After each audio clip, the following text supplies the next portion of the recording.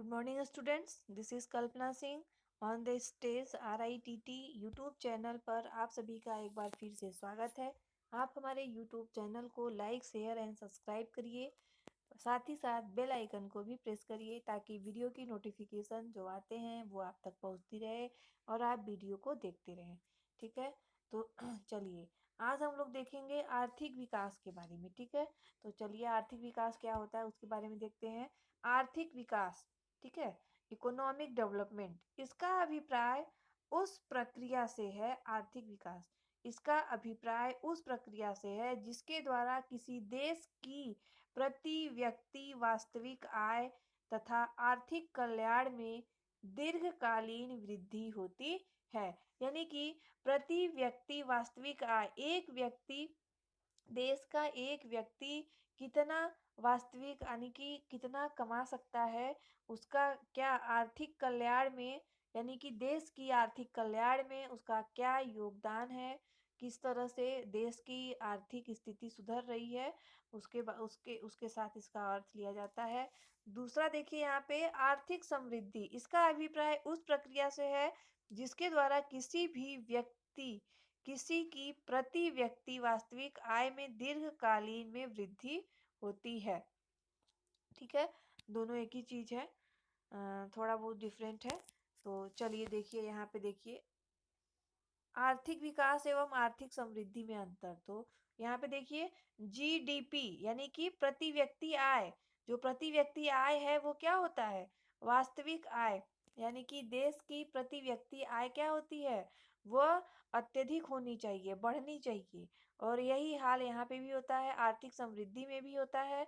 आर्थिक कल्याण, आर्थिक विकास में हमारा क्या होता है, आर्थिक कल्याण होता है। और उत्पादन, आर्थिक समृद्धि में क्या होता है, उत्पादन में वृद्धि होता है। आर्थिक विकास में क्या होता है, आर्थिक कल्याण होता है, हमारा देश का आर्थिक स्थिति सुधरती है। और यहाँ पे क्या होता है, आर्थिक समृद्धि में उत्पादन में वृद्धि होती है। ठीक है, और यहाँ पे देखिए गरीबी, और यहाँ पे गरीबी नहीं है। तो यहाँ पे देखिए गरीब और विकासशील देश जैसे कि भारत, श्रीलंका, अफ्रीका आदि, और विकासशील देश, विकसित देश, सॉरी, विकसित देश, देखिए विकसित देश में क्या है, अमेरिका है, यूरोप है, यूरोप के देश आदि। ठीक है, तो हम आगे देखते हैं। इसमें देखिए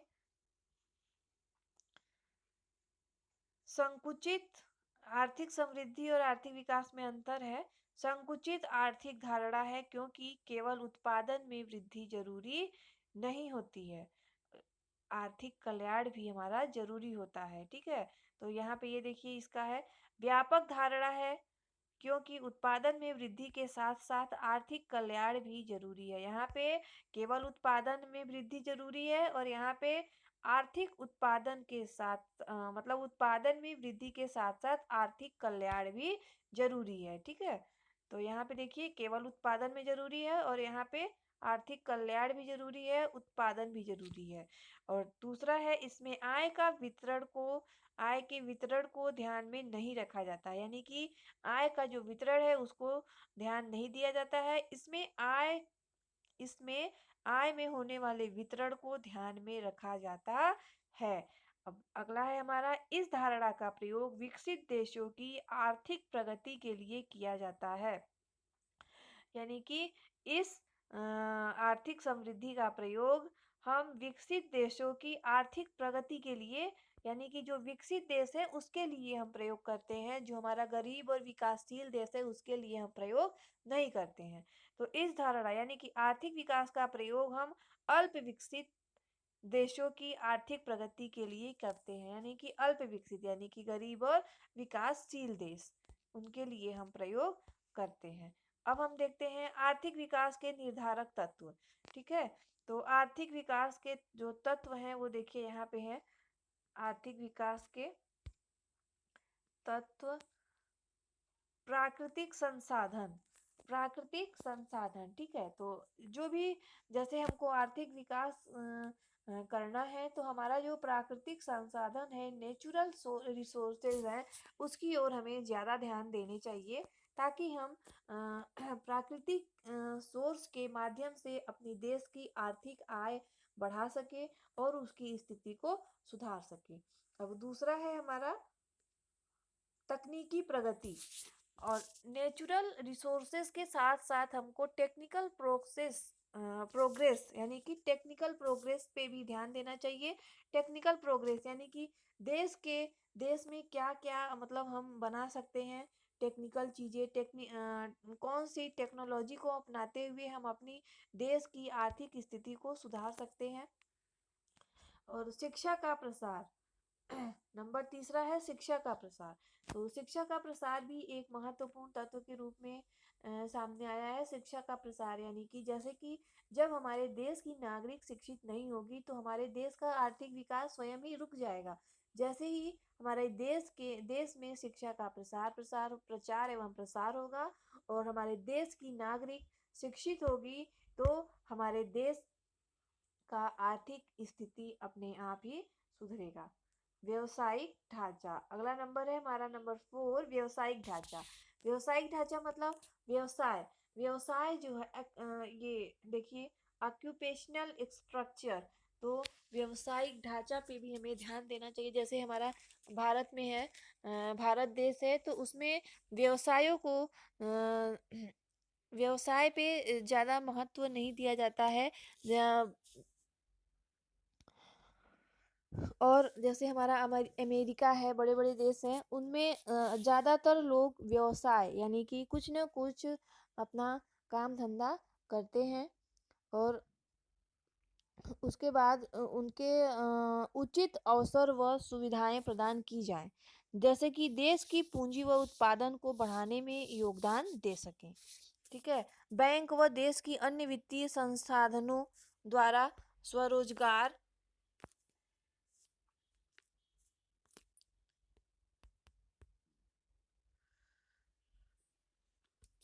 ठीक है। अब आगे हम देखते हैं ये सामाजिक निर्धारण। आगे हमारा है सामाजिक निर्धारण। ठीक है। तो इसमें हम देखते हैं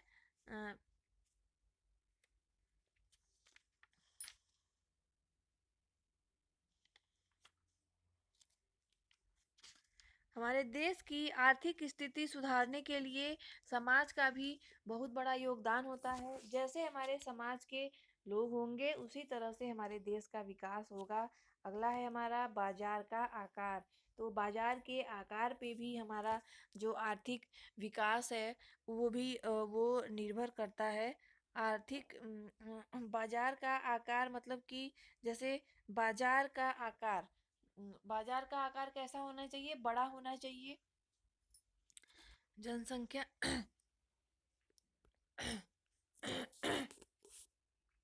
इसलिए अगर बाजार का आकार हमारा छोटा होगा तो हमारे आर्थिक विकास प्रभावित होगी। अब अगला है हमारा नियोजन। नियोजन कोई भी कार्य करने से पहले हम नियोजन करते हैं यानी कि प्लानिंग करते हैं। ठीक है। तो अगर मतलब हमको आर्थिक विकास का ढांचा बनाना है तो उसके पहले हमको एक प्लानिंग करनी होगी, उसके प्रति नियोजन करनी होगी। अगला है कानून और व्यवस्था की स्थिति।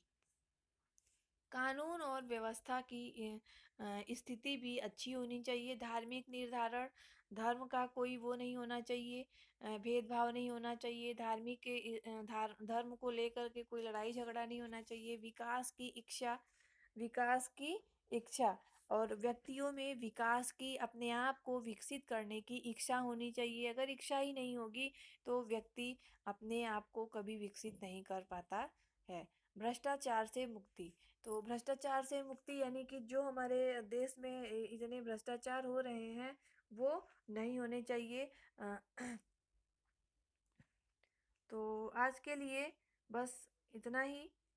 आगे का हम कल देखेंगे। धन्यवाद।